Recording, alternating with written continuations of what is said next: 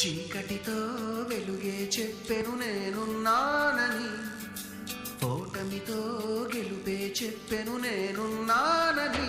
నేనున్నానని నీకేం కాదని, నిన్నటి రాతని మార్చేస్తానని.